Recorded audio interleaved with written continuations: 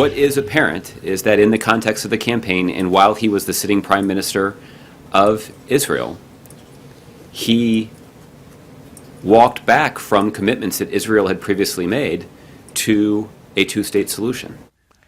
Our guest serves those in the Pennsylvania 4th Congressional District. He is also a master's degree holder in strategic planning from the U.S. Army War College, and he served his country as part of Operation Iraqi Freedom. Let's welcome Scott Perry to MidPoint. Congressman, we thank you so much for joining us today.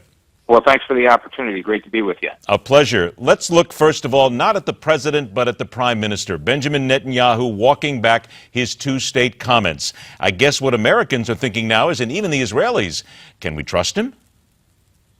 Listen, I don't know. When a conservative explains the subtleties of a statement, it's walking back. When a liberal does it, it's just clarifying the misinformation. So I just don't buy it at all, quite honestly, and I reject the notion outright. Look, a two-state solution. I think anybody can realize that is a difficult thing to do, whether it's in your own family between a husband and a wife and the children, or between two governments, and often cases, in this instance, warring factions, where there are subtleties in saying the difficulty of a two-state solution, or where you don't support a two-state solution. If you leave out the pivotal portion of it, where I don't support a two-state solution, where one side keeps killing the other side and is untrustworthy, and has shown no interest in recognizing the viability and the legitimacy of the other side, I think that's a pivotal part of the conversation. Congressman, let's stop and have that pivotal part of the conversation here right now for a moment, because you bring up a good point here. We are still talking about the Palestinians, and their charter is to destroy Israel.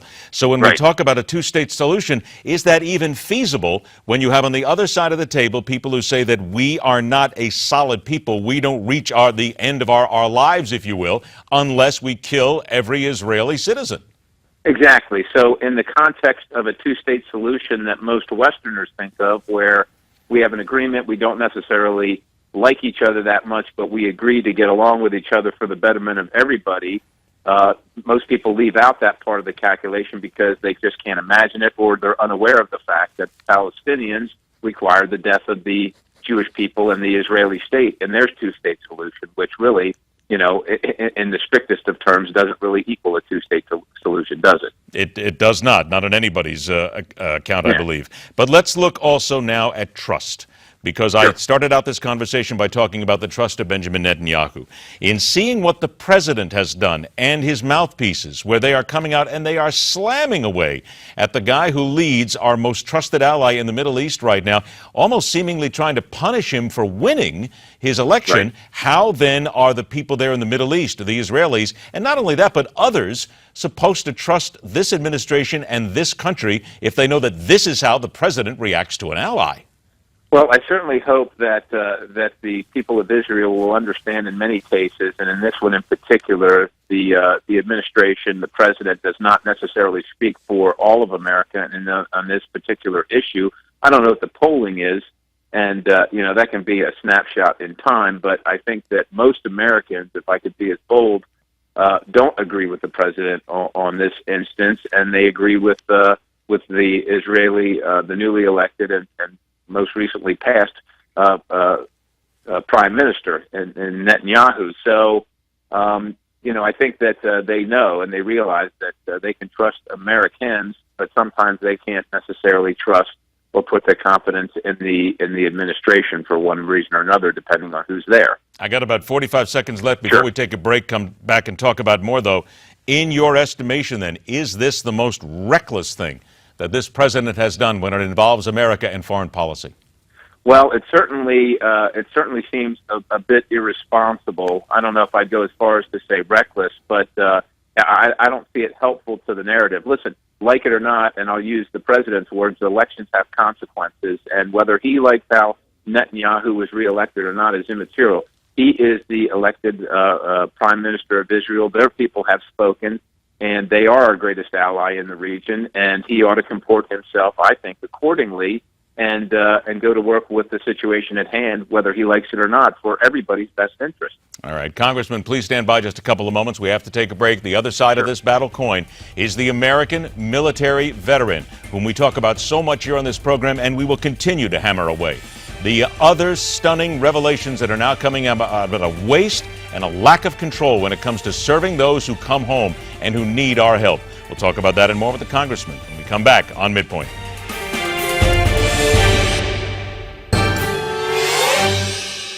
Back to work. Let's welcome back to MidPoint. Republican Pennsylvania Congressman Scott Perry joins us. Congressman, let's stay overseas here for a couple of minutes now, and let's talk specifically about Assad and Syria, because now we have John Kerry basically legitimizing in many ways Assad by saying there's a place for him at the talks, that we need to sit down with him. This as we learn that they have now found another loophole in basically gassing their own people. They're using chlorine gas in Syria now, non-military uses, but they're flaunting the loophole, killing their own people apparently, according to these reports. How foolish is it to even come out for 1 second and say that we want to sit down and talk to this guy? Well, I think what it does is it beclouds the issue. Americans and that, for that matter, the rest of the world doesn't know where America stands. You know, we can remember not too long ago to the red line in Syria that was espoused by the administration and the president. And this is basically a step over another red line. And wishes to see Assad removed, if necessarily, forcibly from power. And now, all of a sudden, you know, we're willing to sit down and collaborate with him while he commits crimes against humanity. I think it's breathtakingly irresponsible, and it really. No one knows what America stands for in the world anymore, and even Americans don't know what we stand for, unfortunately. Why is this president still, to this day, 6 years in, still unwilling to take a hard stand against the real killers around the world? I don't know if he finds, when I hear him say that we need to listen to their grievances, and I don't know if he said legitimate grievances, but maybe he views it as that way. Maybe he goes back 2,000 and 3,000 years and trying to determine whether their grievances are legitimate. I feel that that the president maybe sees the country, the United States, that is, as potentially meddling in others' affairs, and would rather us not do so. And then that is the impetus for how he sets his foreign policy. I wanted to get your comments on something. Here's a soundbite from Daniel Serwer. He's the Senior Research Professor of Conflict Management at the Johns Hopkins School of Advanced International Studies. He believes that ISIS exists, not because, as some people say, because of American problems, but because of President Bashar al-Assad. Here's the bite. I think if you said to Barack Obama you get a choice between the Islamic State and Bashar al-Assad, he would choose Bashar al-Assad. That's not the real choice. The Islamic State exists because of the vacuum that Bashar al-Assad created in Syria. It's because of his attacks on civilians that the Islamic State exists, and it's not going to go away as long as he's around. Another issue, Congressman, that the president is simply unwilling to face?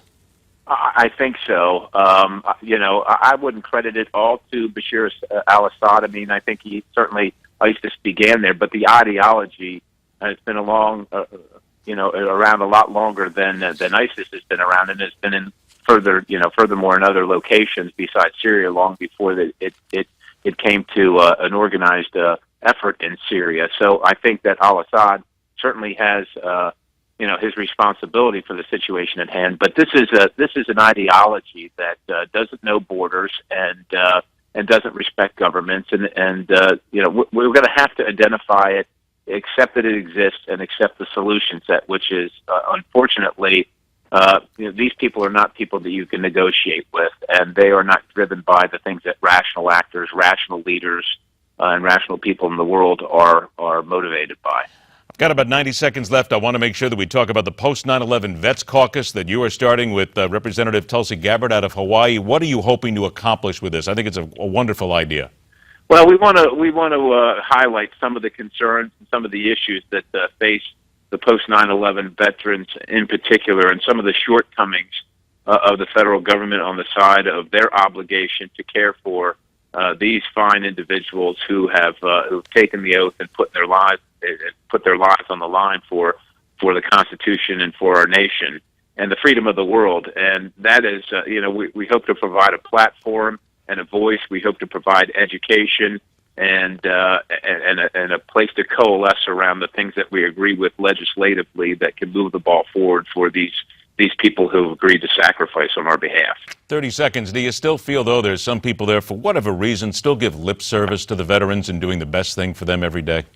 Well, I certainly do think that there are some people that they're doing that, and that's why we're going to provide them the opportunity to put to put their money where their mouth is, so to say, by virtue of a vote for or against something, and then we'll know for sure. I think it's a great idea. I've said that once. I'll say it again, trying to help the veterans here. Certainly, you're doing good work. Let's follow up on that. I appreciate your time. Let's make sure we talk again in the future. Congressman Scott Perry, thanks for being here. Thanks so much. Appreciate the opportunity. Pleasure. Take care. All right, the issue no one wants to talk about when it comes to border security. Not always who is crossing the border, but who is coordinating the illegal migration and for what purpose. I want you to think for a second here. When you think about all those things I just mentioned, think about something very simple that we talk about in politics. Follow the money. It's coming up next, right here on MidPoint.